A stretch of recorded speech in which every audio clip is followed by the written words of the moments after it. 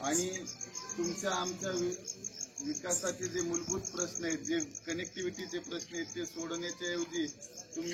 आम्हाला गुलामगिरीमध्ये कसं ढकलावं याचं मॉडेल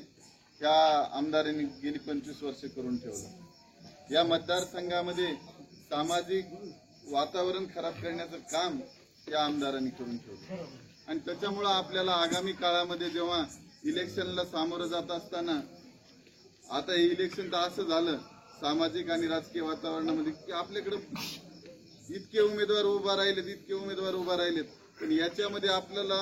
एक गोष्ट करावं लागणार आहे। आता जसं शेवटच्या टप्प्यात इलेक्शन चाललं, तुम्ही आम्ही आता कन्फ्यूज होता कामा नये,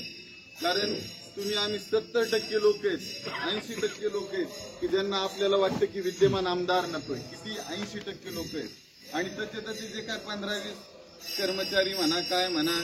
डायरेक्ट लाभार्थी म्हणा, ते एक 15-20% लोक आहेत। पण आज परिस्थिती मतदारसंघामध्ये अशी झाली की आपण 80% लोक वेगवेगळ्या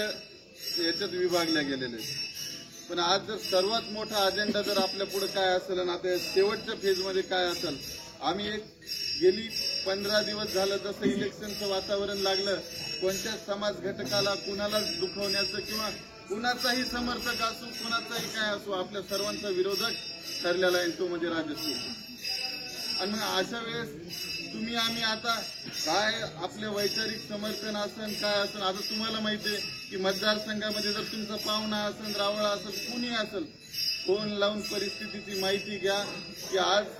डॉक्टर हिकमतदादा उडान आणि राजेश टोपे या दोघांच्याच मदत खायची। मग 80% लोकांना जर आपल्याला पुन्हा ही संधी आणि ही वेळ जर दौडायची नसेल आणि 80% लोकांना, कारण ही संधी ही वेळ नेहमी येत नसती मित्रांनो, आज तो पुरता घेरला गेलेला आहे। पण जर आजच्या याच्यात जर का आपण आधे इधर आणि आधे उधर म्हणलं तर कार्यक्रम आपला करेक्ट कार्यक्रम पुढच्या उमेदवाराचा होणार नाही। आणि जर ते होणार नसेल तर पुन्हा एखाद्याची उमेद लढण्याची, आज आपण दादांना पाहतो की बाबा गेली 10 वर्ष झाली ना, आता ही 3री टर्म लढतायत,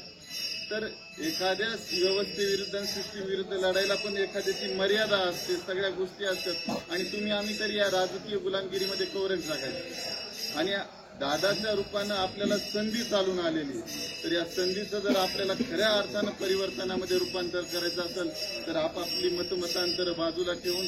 आगामी काळामध्ये आपल्याला 20 तारखेला जेव्हा तुम्ही आम्ही मतदानाच्या बूथवर जातो तर अनुक्रमांक 1 वर आपल्याला बटन दाबून आपल्या उमेदवाराला निवडून द्यायचे, कारण आपला उमेदवार बी नेक आहे आणि आपल्याला क्रमांक बी 1च भेटलेला आहे। त्याच्यामुळे आगामी काळात तुम्ही या परिवर्तनाला साथ घालताल अशी मी आशा बाळगतो आणि माझे 2 शब्द